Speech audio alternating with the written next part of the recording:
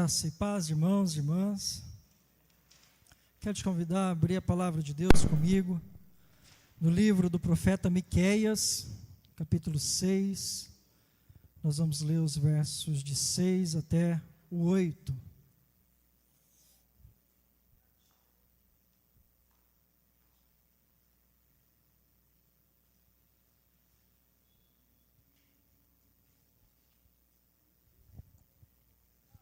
Vamos ficar em pé.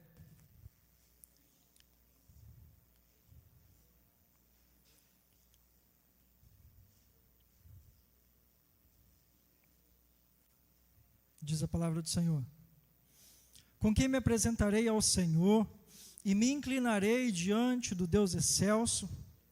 Virei diante dele com holocaustos, com bezerros de 1 ano? Será que o Senhor se agrada com milhares de carneiros, com 10.000 ribeiros de azeite? Darei o meu primogênito pela minha transgressão, o fruto do meu corpo pelo pecado da minha alma? Ele já mostrou a você o que é bom. E o que o Senhor pede de você? Que pratique a justiça, ame a misericórdia e ande humildemente com o seu Deus. Você pode repetir o seu último verso, o verso 8? Vamos repetir todos juntos? A versão que está aí. Ele declarou ao homem o que é bom e o que é que o Senhor pede de ti, que pratiques a justiça, ames a misericórdia e andes humildemente com o teu Deus. Amém. Louvado seja o nome do Senhor. Glória a Deus. Podemos assentar?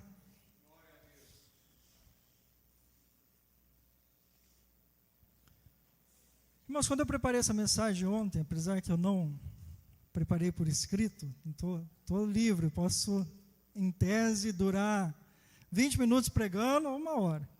Né? Eu tenho a impressão, é o risco que se corre quando você vai nessa, né, na liberdade do Espírito. Você tem um negócio no coração ali, né, domina mais ou menos ali o conteúdo, mas vai no que Deus dirigir. Mas eu fiquei com a impressão, e aí eu não lembrei na minha mente, eu fui procurar no meu celular, onde eu registro, quase tudo que eu tento registrar na vida está no celular, quando eu perco, ainda bem que tem nuvem hoje em dia, né? Está aqui, eu não achei nas fontes de registro onde eu fiz isso. Mas na minha memória, assim, aquela memória que você não lembra tanta coisa assim, alguma coisa me traz a lembrança que eu preguei em algum momento, não sei se recente, no ano passado, sobre esse texto, não sei se aqui na igreja, em outro lugar. Mas, independente disso, você ouvir alguma coisa eu falar, né, o texto, eu vou focar no verso 8, não é tão difícil assim de perceber ali os tópicos dele, né? Então, também não é tão difícil, não é tão fácil falar tanta novidade, se eu já preguei isso recentemente, mas a inclinação, aquilo que Deus falou no meu coração para poder trazer isso aqui é nova, é algo que aplicado para esse momento. E se fosse dar uma mensagem, já que eu não escrevi, né, não estruturei, o texto seria: não perca o foco. Não perca o foco. O profeta Miqueias, a semelhança de outros profetas, Isaías, Amós e outros, tem uma mensagem que tem muito a ver com isso. Não perca o foco. Lá no começo do texto, ele denuncia que Israel tinha caído em pecados graves, em uma apostasia, um afastamento terrível diante de Deus, e por isso o Senhor iria retribuir com juízo aquelas práticas, aquele comportamento, aquela inclinação de coração. O Senhor vai chamando a atenção do seu povo por ele não viver a aliança que havia sido estabelecida desde lá a revelação no Monte Sinai. E Miqueias, como os profetas em geral, eles trazem uma palavra do Espírito de Deus, diretamente de Deus, mas essa palavra que o Espírito fala é uma palavra que sempre remete à lei. A lei no sentido da revelação da palavra de Deus, a lei, aquilo que Deus tinha estabelecido na aliança dele com Israel. Todas as profecias são aplicações da lei, são maneiras que Deus levanta aqueles profetas para que eles possam fazer. Olha, muitas vezes vocês estão focados em alguns detalhes aqui, né, dos mandamentos, tudo, mas a lei queria que vocês percebessem isto. E por isso, porque vocês não estão percebendo isso, vocês estão perdendo foco, se desviando, não conseguindo viver segundo a vontade de Deus, não estão experimentando da bênção de Deus. Muito pelo contrário, estão passando por tempos de lamentação, porque se apartam do Senhor, e aí a bênção de Deus não se estabelece. O pastor acabou de ler Malaquias, né?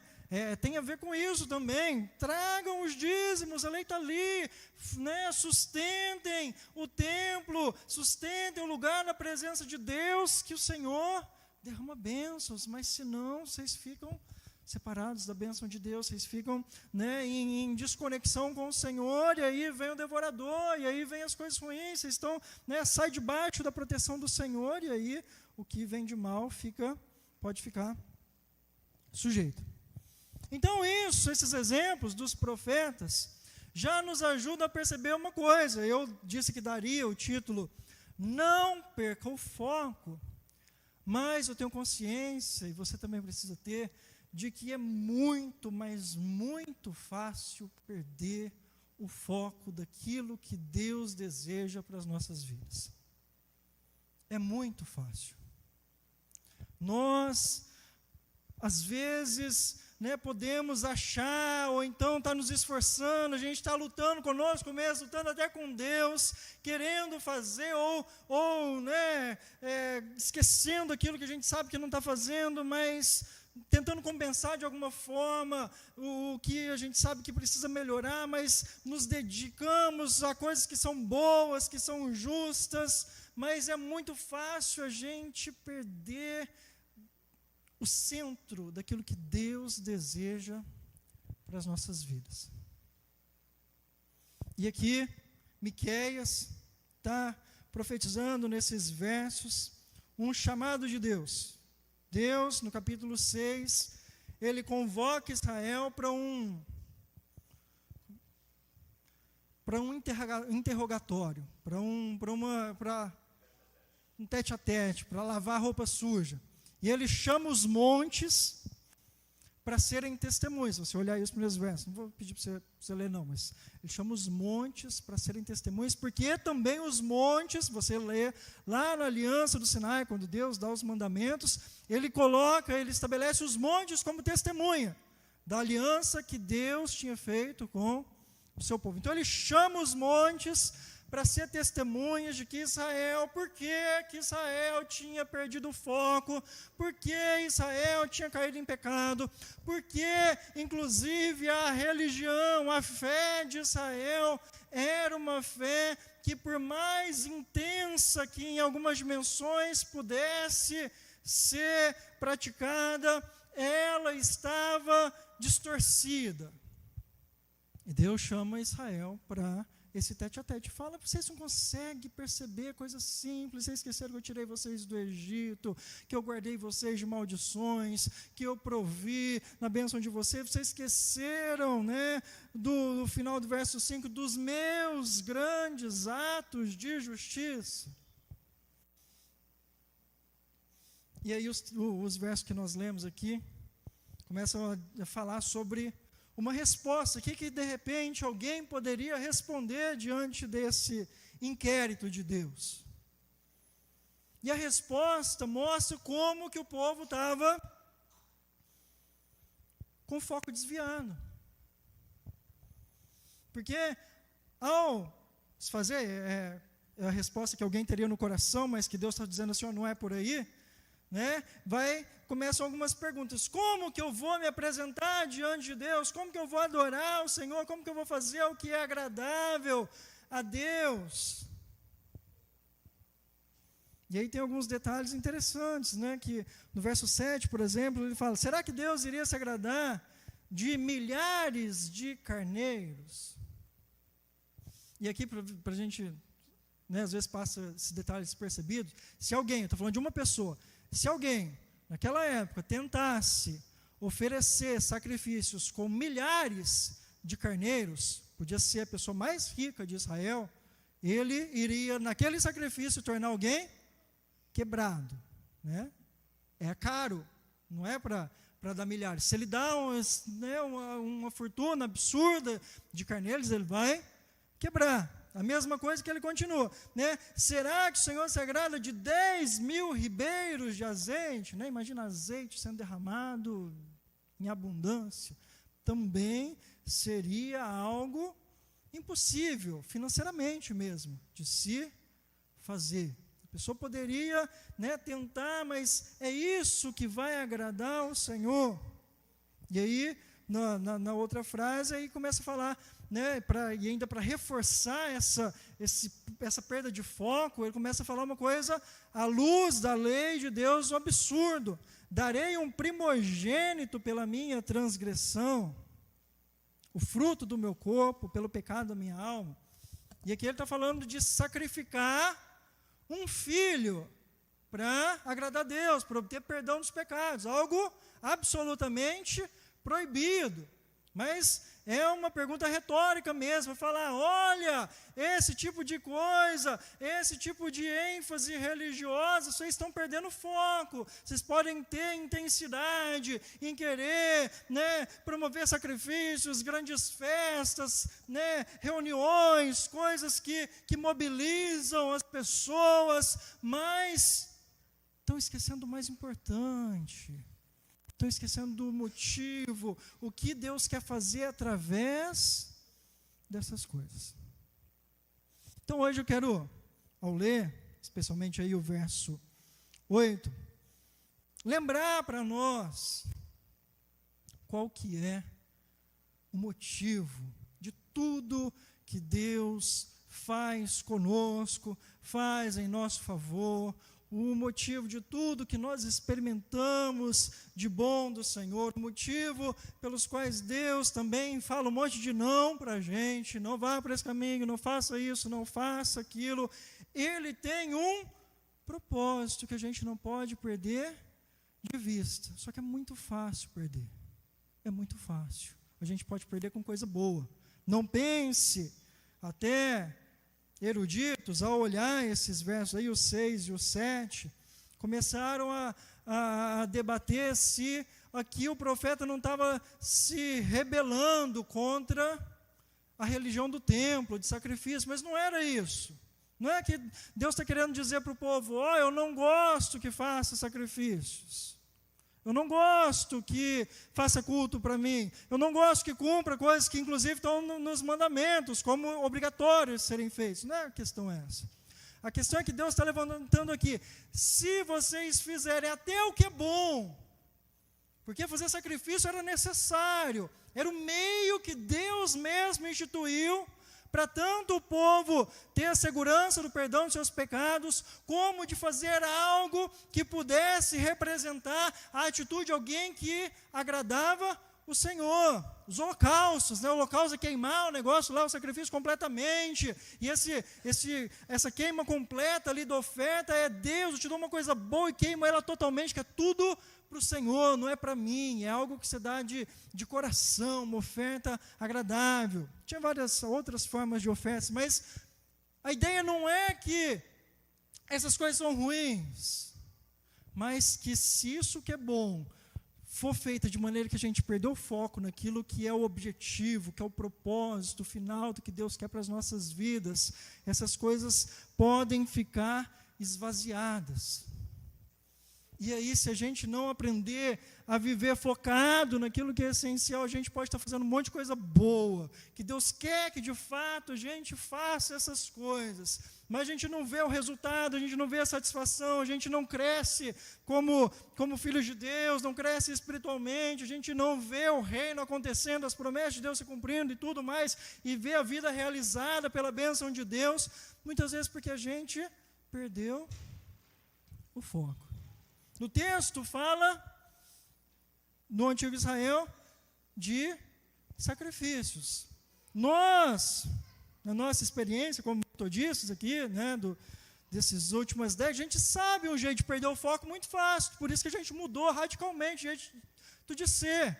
É muito fácil gente de igreja, pastor é membro, isso aconteceu, né, durante muitos séculos, se perder gostando demais de culto, de liturgia, de estar na igreja, né? É um negócio que a gente se perde. É legal vir à igreja, ouvir sermão, é legal ter uma liturgia bonita, uma música legal, né? Cantar tudo belamente. É fácil perder. E aí, por isso a gente, na igreja metodista, a gente fez um reviravolta para nos livrar dessas práticas que para nós se tornaram tradicionalismo, porque começou a ser algo que era bom, que era uma forma bonita, dedicada, como em conjunto do povo de Deus, mas começou a se tornar uma coisa meio que vazia de sentido. Essa é uma forma. Mas a gente pode perder o foco de tudo quanto é jeito. A gente pode perder o foco se focados em coisas, quem sabe, ainda mais importantes que isso. Quer um exemplo? A gente pode perder o foco sendo crentes que evangelizam a rodo, assim. Vai ganhando gente para Jesus. Vai fazendo pessoas, né, levando pessoas a Cristo. Levar a Cristo é necessário, cultuar a Deus é necessário, é fundamental, tá no centro, tá. Mas se não acontecer essas coisas, e daqui a pouco, a hora que eu pregar, você vai ter clareza sobre isso, o trazer gente para poder adorar a Deus, trazer gente para confiar na mensagem do Evangelho, pode ficar muito esvaziado. E de fato fica, não fica? Fica, a gente não tem um monte de crente no Brasil hoje, né? E o Brasil transformou na medida do que aqueles que se declararam, que aceitaram Jesus, se converteram, foram transformados? Não, não foi. A gente está numa cidade que tem muito crente, muito crente. Tem muito macumbeiro também, tem muito católico, mas tem muito crente. E tem problemas que aos olhos humanos são insolúveis, não é isso? Por quê?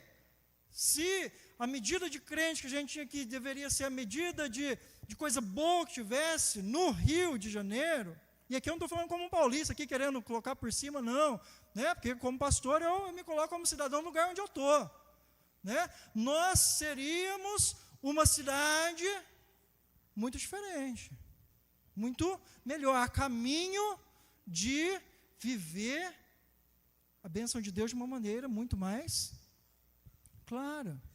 Porque até o que é fundamental, necessário, que tem a ver com o propósito pelo qual existe a igreja, que é realizar a missão, dá para a gente tentar fazer a missão perdendo o foco. Dá para conseguir perder o foco realizando discipulado.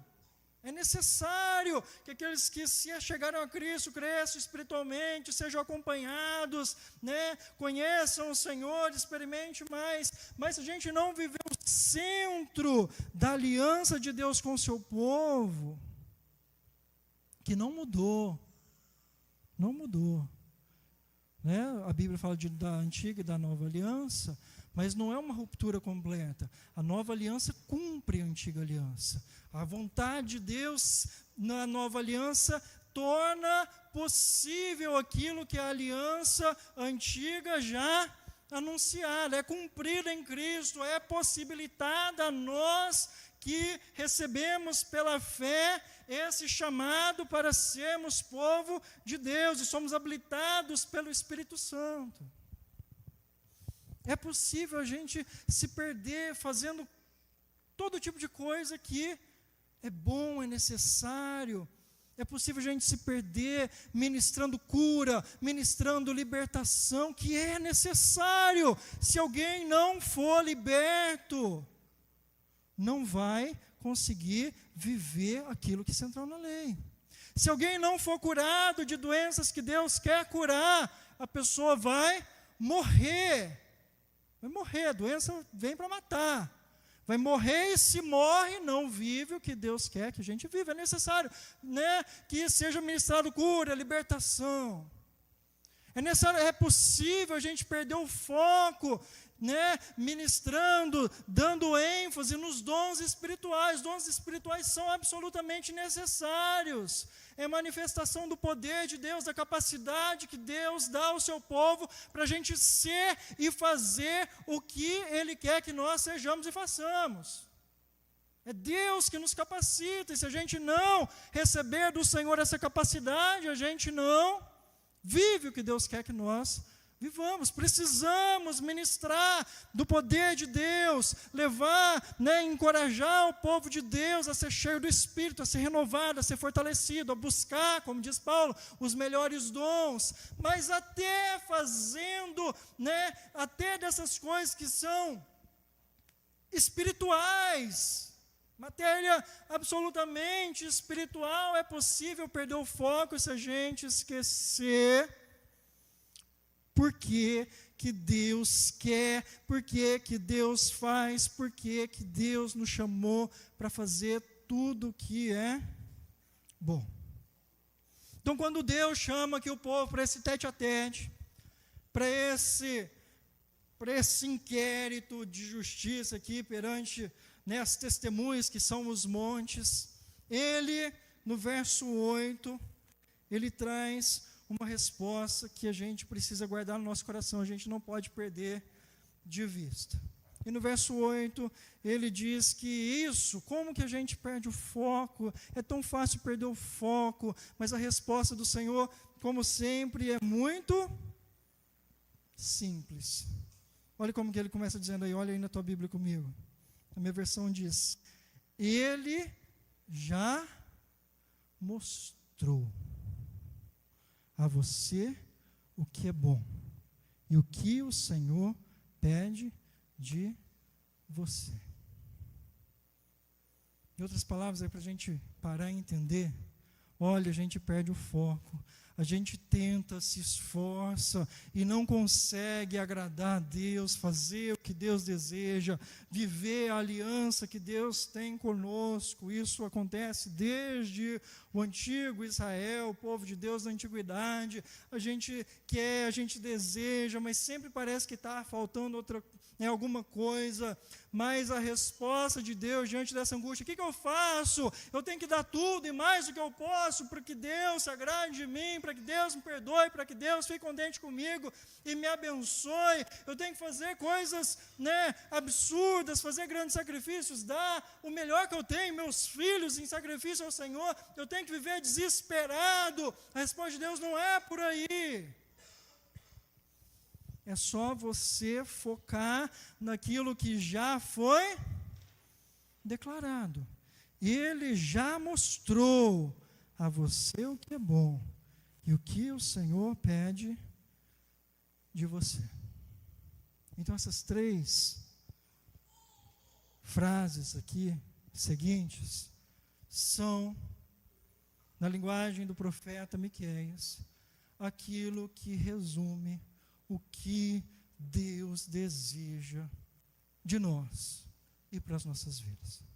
Eu quero antecipar dizendo que essas coisas estão absolutamente alinhadas com o que Jesus veio dizer, continuar dizendo sobre a palavra de Deus, sobre a vontade de Deus. Estão alinhadas ao que Paulo, né, desenvolveu na sua teologia, na sua explicação sobre a fé à luz da verdade, da revelação de Jesus Cristo.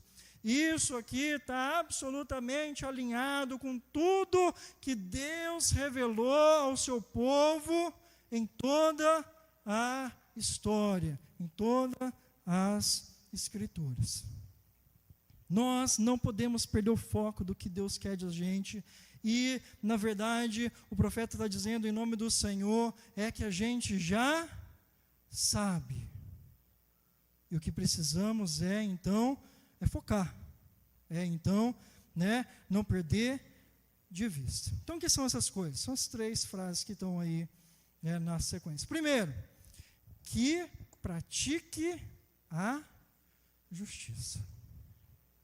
A primeira coisa que nós não podemos perder o foco é que tudo que Deus faz em relação a nós, Ele o faz para que nós possamos ser pessoas que vivem e que são pessoas que se comportam segundo a justiça. A palavra hebraica aqui para justiça, tanto para justiça como para misericórdia, que a próxima a gente vai falar, são palavras de muito difícil tradução. Na verdade, são palavras que a gente não tem tradução perfeita. É mishpat, que é uma expressão que a maior parte dos significados, das possibilidades de tradução dela estão relacionados por um campo que a gente levaria para o lado da justiça. Então, se traduz geralmente por justiça. Mas, junto com essa justiça, tem a ver com a forma que Deus também governa todas as coisas. Tem a forma com o estilo de vida, tem a ver com as coisas estarem no seu devido lugar. Sabe, quando a gente organiza as coisas, a gente fala, olha, agora tá bom.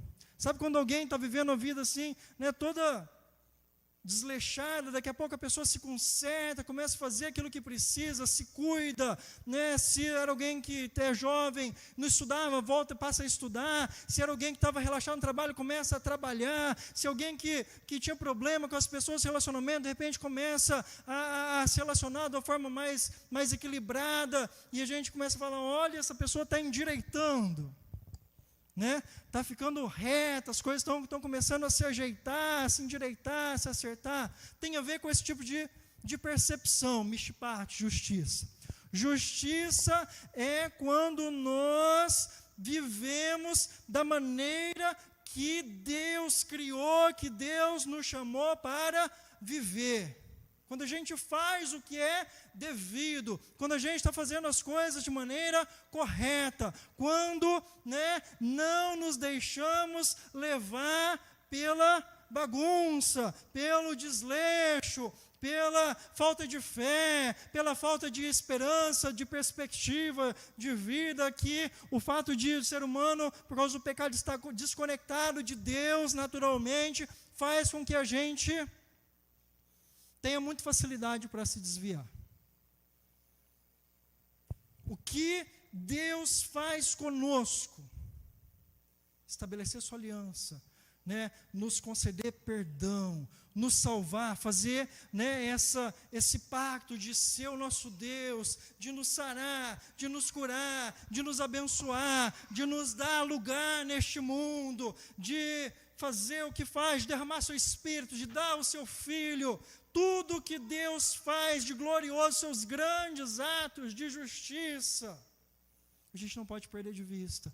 Tem como propósito que nós possamos ser pessoas que vivem de maneira justa.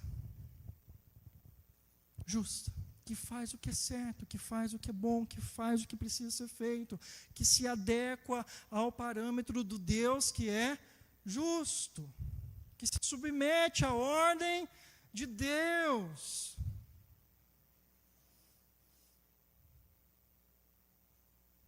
Mas essa justiça, olha como que o texto bíblico é cuidadoso.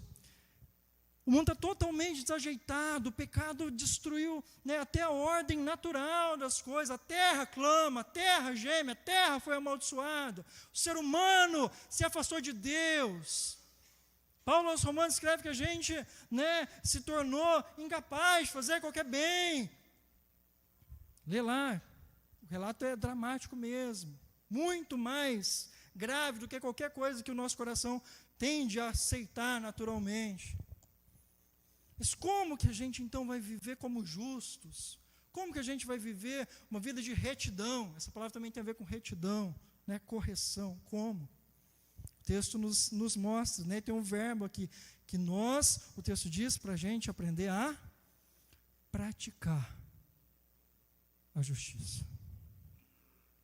A justiça não vai ser estabelecida. Quando a gente pensa em justiça, a gente, na nossa civilização, A gente pensa num conceito abstrato, não é isso? Pensou em justiça, talvez uma das primeiras coisas que passa na nossa cabeça, a gente lembra do governo que tem o executivo, o legislativo e o judiciário. A gente já pensa em lei, a gente já pensa, né, de coisas que não são concretas, são da mente.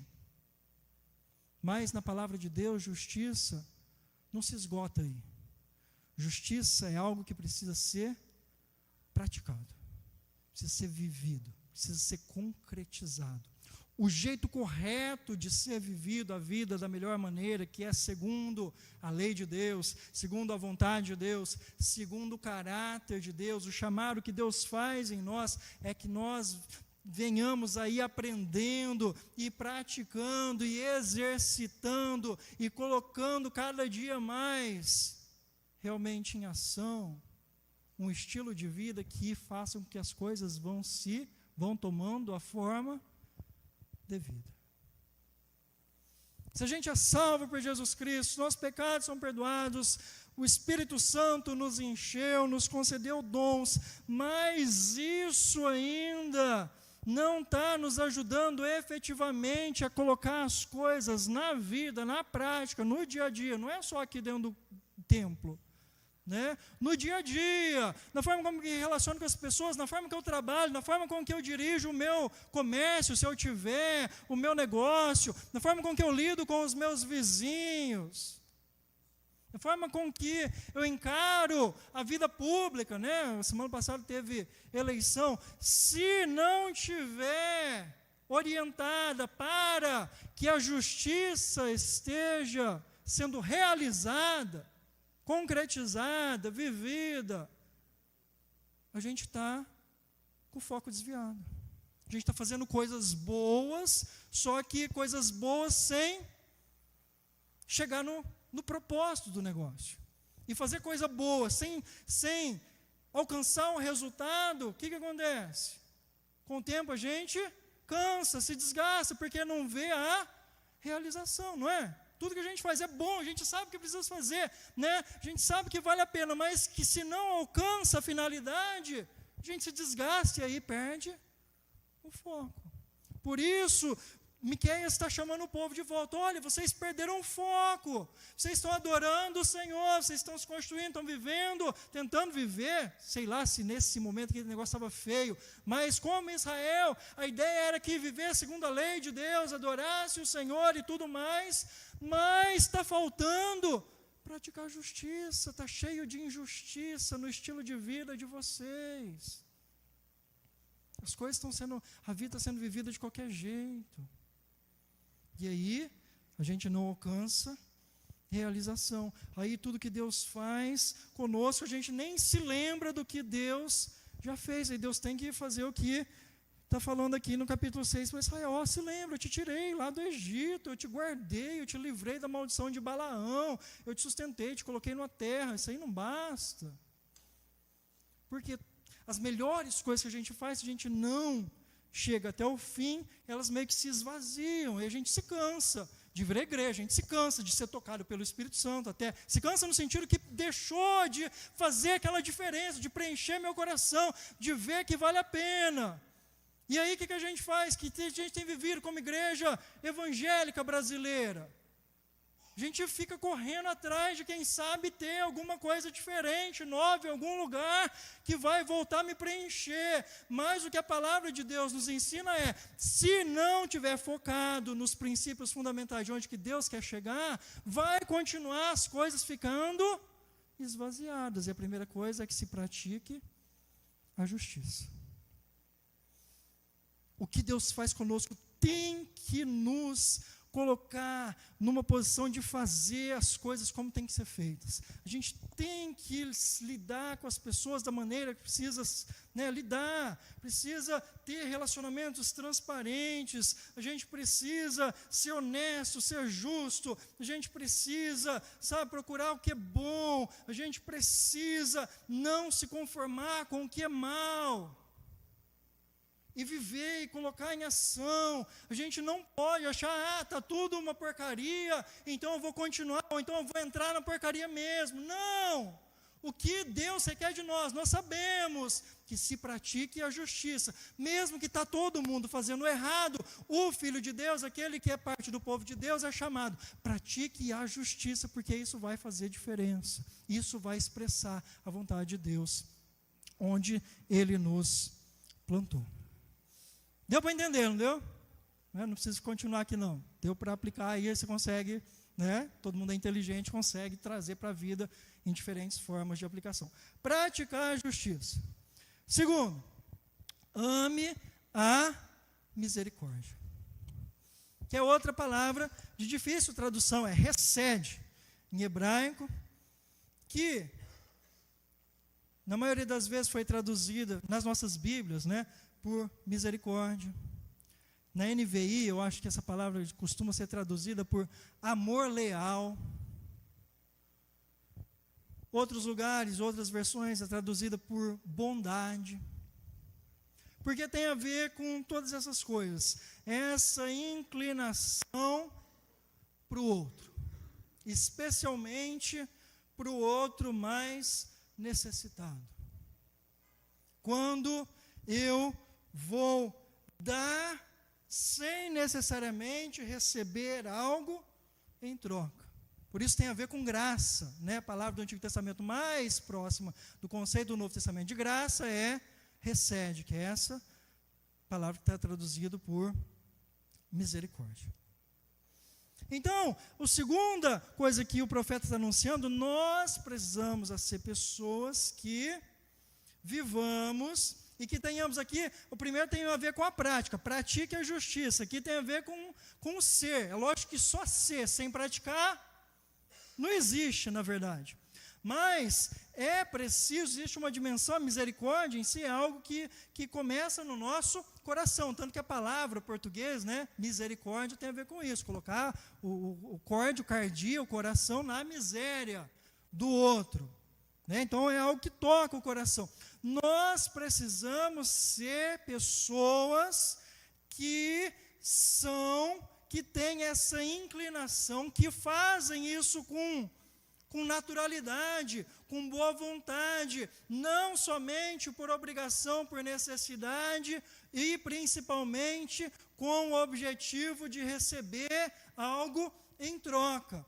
Aquilo que Deus faz em relação ao seu povo também nos é dado por Deus para que nós aprendamos a ser misericordiosos, amáveis, graciosos, bondosos.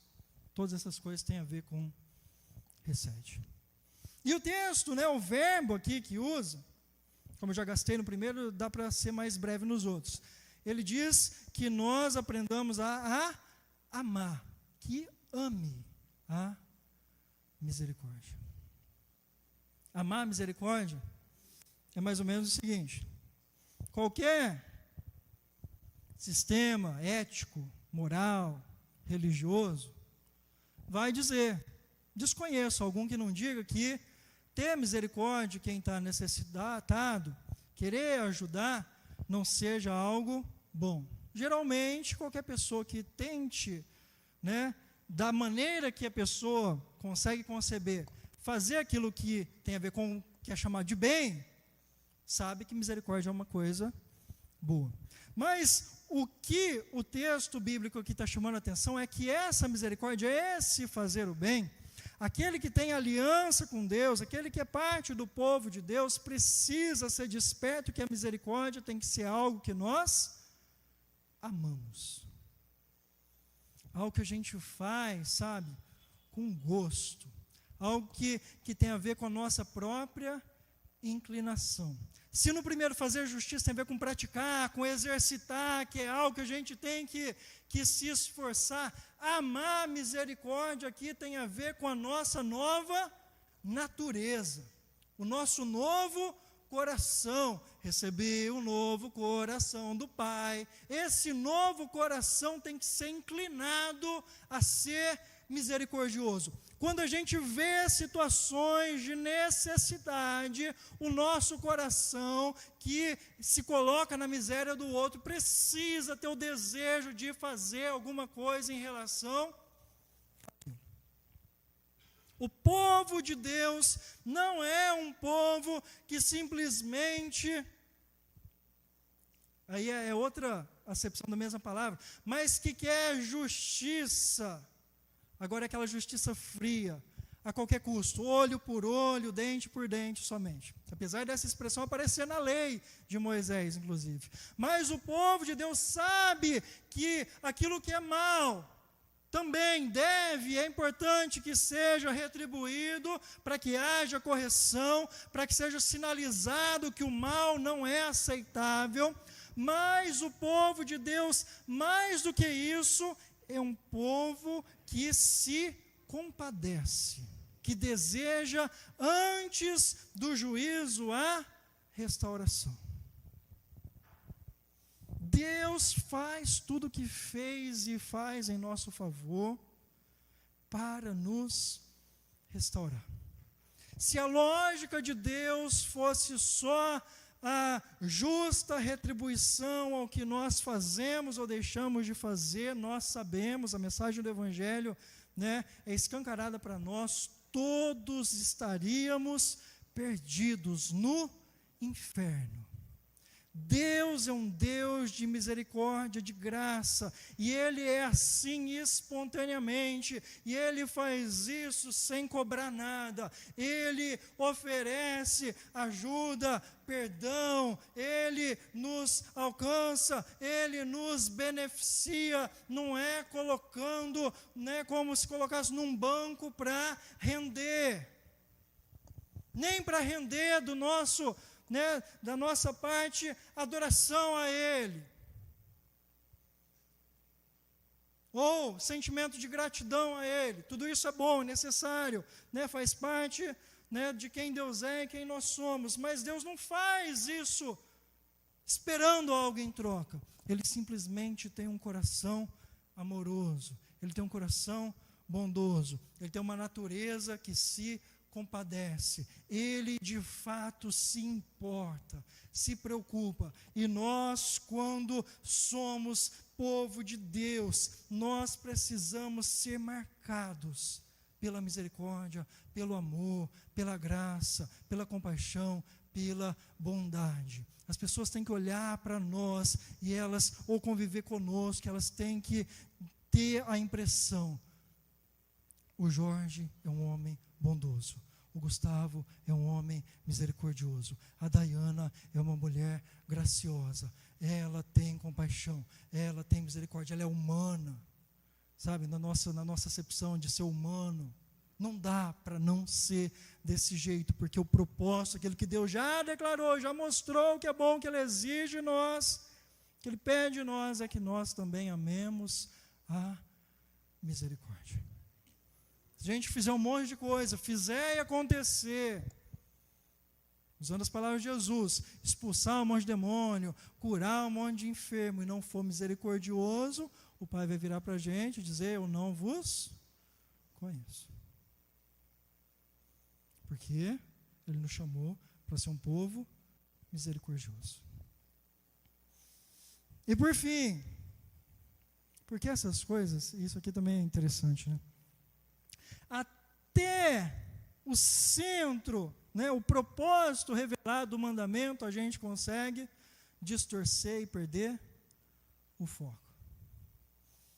Tem gente que, olhando para textos como esse, inclusive, fala: está claro na Bíblia, claro, Deus quer uma coisa do seu povo, ou 3 coisas do seu povo: é praticar a justiça, é amar a misericórdia. Aí tem gente que focou e disse: Deus não quer necessariamente culto, sacrifício, não.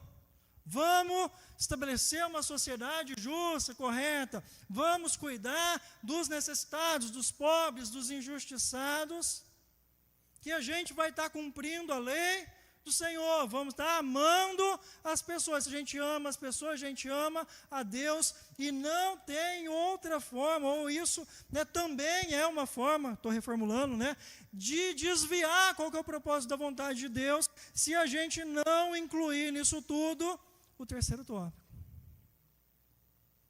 Deus quer sim, Ele faz tudo que Ele faz também, para que nós pratiquemos a justiça, para que nós amemos a misericórdia, mas a gente não pode deixar de viver também a terceira dimensão do que Deus quer conosco. E aí o texto diz: e ande humildemente com o seu Deus.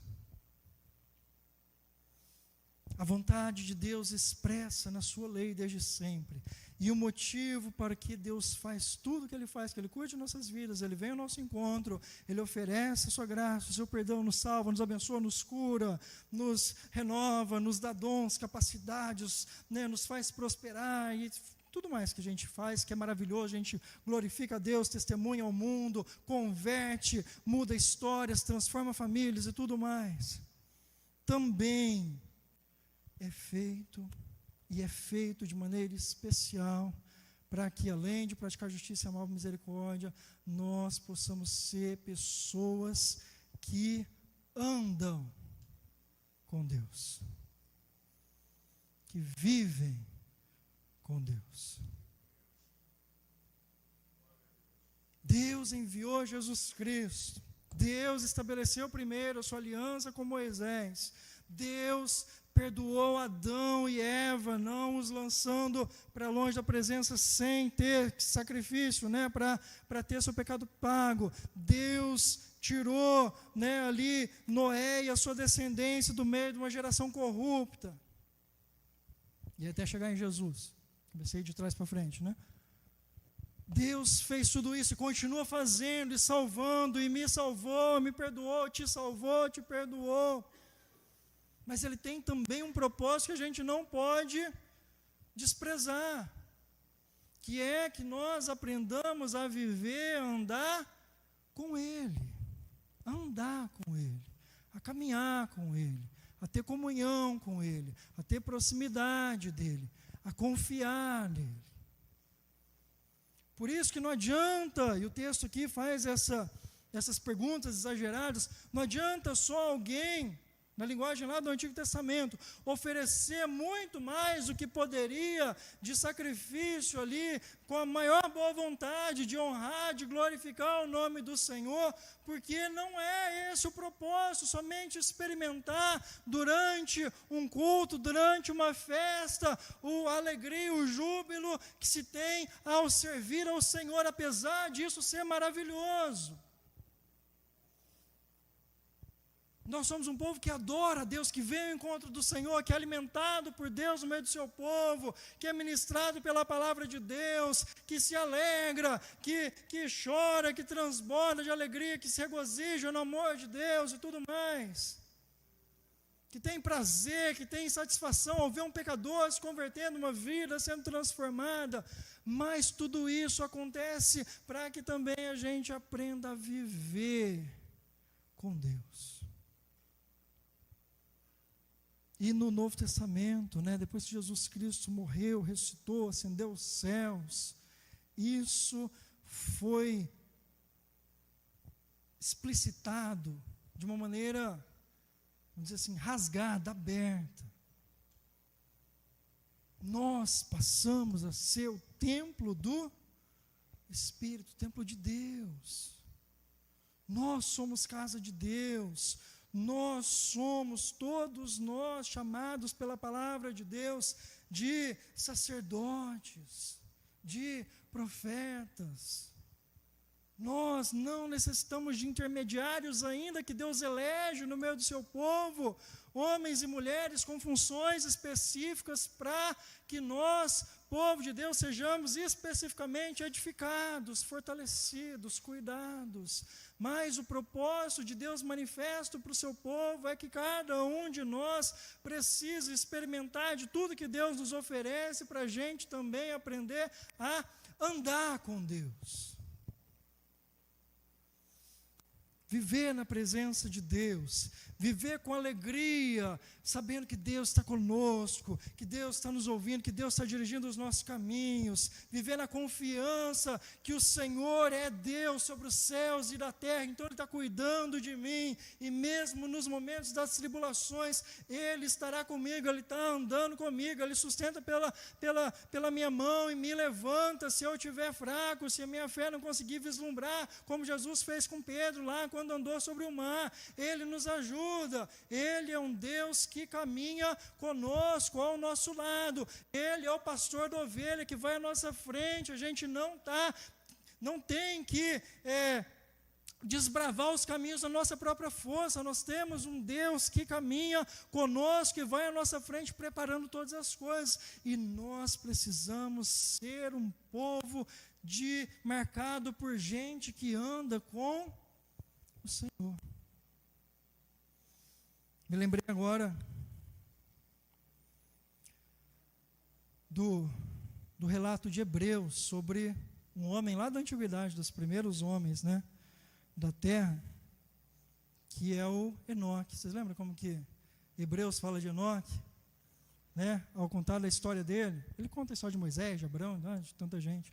Mas antes, né, fala de Enoque, vem primeiro, e ele fala simplesmente: e Enoque andou com Deus. E Deus, eu não lembro todas as palavras, e Deus o tomou para si. E já não era mais, e Deus o tomou para si. Enoque tem que ser uma referência do tipo de gente que Deus deseja que cada um de nós sejamos. Pessoas que andam com Deus de tal maneira que o Senhor se agrada tanto delas, que elas, né, são... Não é que elas são privadas da terra, mas elas são promovidas para o céu. São promovidas pelas coisas de Deus. Elas sabem. Não é que todo mundo não vai passar pela morte de maneira dramática, não é essa a promessa da Bíblia, mas é que a gente vai experimentar as coisas que Deus tem reservado, né, de maneira gloriosa, mas só faz isso a gente aprender a andar com Deus.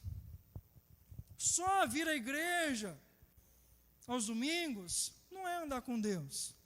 E mesmo se a gente vier à igreja domingo, segunda, terça, quarta, quinta, sexta, sábado, também não é garantia que a gente está andando com Deus.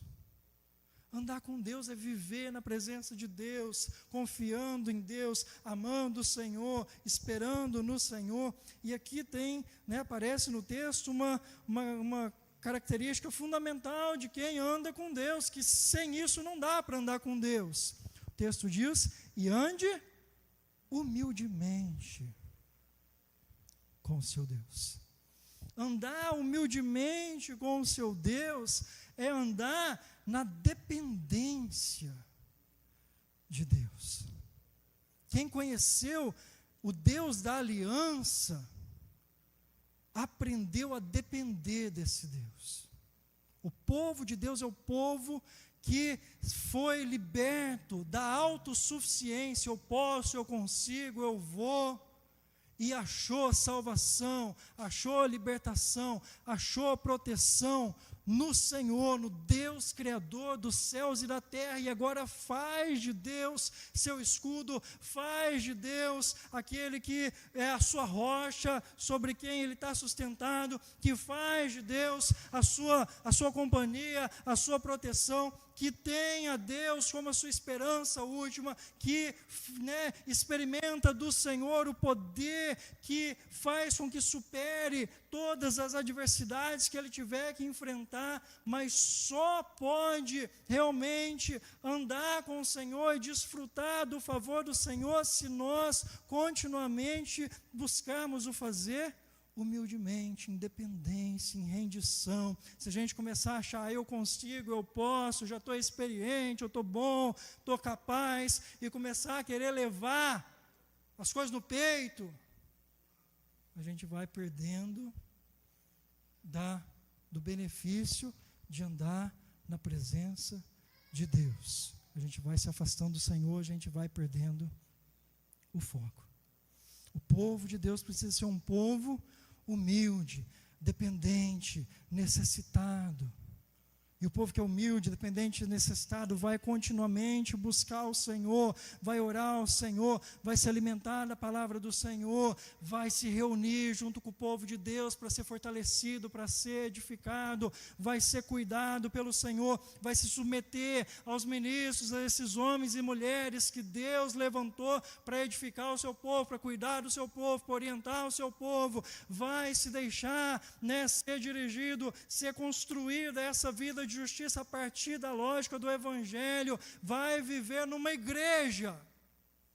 Vamos falar para esse tempo, de gente desigrejada, vai aprender a se submeter à disciplina de igreja, porque é na igreja que essa nova sociedade, a sociedade da justiça e da misericórdia, é concretizado o reino de Deus. Só na igreja a gente vai experimentar alguma manifestação verdadeira, concreta, da justiça, da misericórdia, da paz que só há por meio de Jesus Cristo. E a gente só faz isso, a gente andar com Deus, a gente se submeter ao jeito que Deus fez para restaurar a humanidade, que tem a ver de reunir o seu povo nesse corpo que é a igreja de Jesus Cristo.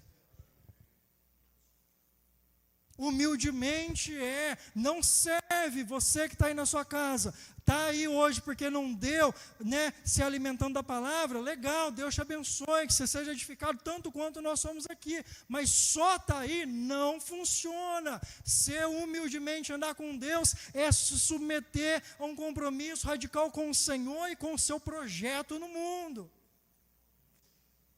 É estar engajado nisso, é não viver só para si mesmo, mas confiar no Senhor, é trabalhar na obra do Senhor, é se dedicar para a glória de Deus, é confiar no Senhor, porque sabe que precisa da presença do Senhor, porque sabe que está imbuído numa missão que nem é sua, e nem é da igreja, é do próprio Deus. Então quero andar com Deus, Deus quer salvar pessoas, Deus quer fazer pessoas justas e misericordiosas, eu vou me empenhar nisso, eu vou me juntar naqueles que Deus tem chamado e que já tem salvo, para que vivam assim. Eu vou adorar esse Deus maravilhoso que tem me alcançado com graça e salvação, e vou fazer com toda intensidade, vou sustentar a obra, vou me capacitar, vou me edificar, vou me encher do poder de Deus, vou buscar ajuda, oração, para que aqueles que já têm avançado na fé, na caminhada com o Senhor, colaborem comigo, ministrem sobre minha vida, para que eu seja cheio do poder do Espírito Santo, para que eu possa usar os dons que Deus já derramou, está derramando, vai derramar sobre a minha vida, porque eu quero andar com Deus. Andar com Deus, não quero somente experimentar uma chuvinha aqui aos domingos, aos sábados, às quartas-feiras. Eu quero viver na presença desse Deus que me amou, que me salvou, que se comprometeu comigo em aliança, que deu o seu Filho, que fez de mim habitação do seu Espírito, que reservou para mim um lugar na sua presença eternamente. Eu que vou viver na eternidade, quero já começar essa eternidade aqui e andar com esse Deus, e vou andar humildemente, vou depender dEle, vou clamar por Ele, não vou aceitar ficar longe dEle, vou reconhecer que Ele é Deus, e eu sou somente um homem, um pobre e necessitado, pecador, que sabe que Deus cuida de mim, então eu vou me deixar ser cuidado pelo meu Deus. Deus já nos mostrou o que é bom, Deus já nos mostrou o que Ele pede de nossas vidas. Ele quer que a gente faça o que precisa ser feito. Ele quer que a gente se entregue ao praticar, ao se exercitar, ao se esforçar, ao corrigir, ao dar continuidade àquilo que é bom, àquilo que é justo, àquilo que é correto, àquilo que é santo, ao abandonar aquilo que não é bom, que é proibido, Tem muita proibição, dos 10 mandamentos geralmente está lá tudo, não faça isso, aquilo outro. Quer que a gente pratique a justiça, exerça exercite a justiça. Ele quer que a gente tenha um coração parecido com o dele. Ame a misericórdia. O mundo não vai ser diferente. As nossas realidades, as pessoas que estão do nosso lado, não vão alcançar o favor de Deus, o projeto de Deus na vida delas, simplesmente sozinhos. Vai ter gente que vai precisar, e todos nós precisamos na realidade, que alguém em alguma dimensão da vida nos levante, nos ajude, tenha misericórdia da nossa insuficiência e nos coloque no lugar que a gente precisa estar. Ame a misericórdia, mas também não adianta somente ter ética, ter esforço, é necessário andar com Deus, na dependência de Deus. Se a gente pratica isso, a gente vive o propósito da palavra do Senhor. Para isso, Jesus resumiu, né? O Antigo Testamento já falava, para a gente aprender a praticar a justiça, amar a misericórdia, andar com Deus, nós precisamos viver baseados no mandamento do amor. Só quem ama, quem se entrega, quem sai de si mesmo e vai em direção a Deus e as pessoas, pode se esforçar para a justiça, pode viver baseado na misericórdia, pode confiar no amor de Deus. Que nós possamos então ter essa verdade que já é clara para nós, já é conhecida nossa, que ela possa nos orientar para que a gente não perca o foco. Vamos focar em fazer aquilo que Deus pede de nossas vidas. E aí tudo aquilo de bom que a gente faz e que sabe que é bom, vai ser abundante, vai ser frutífero, vai ser satisfatório. Que o Senhor nos abençoe e nos fortaleça. Amém?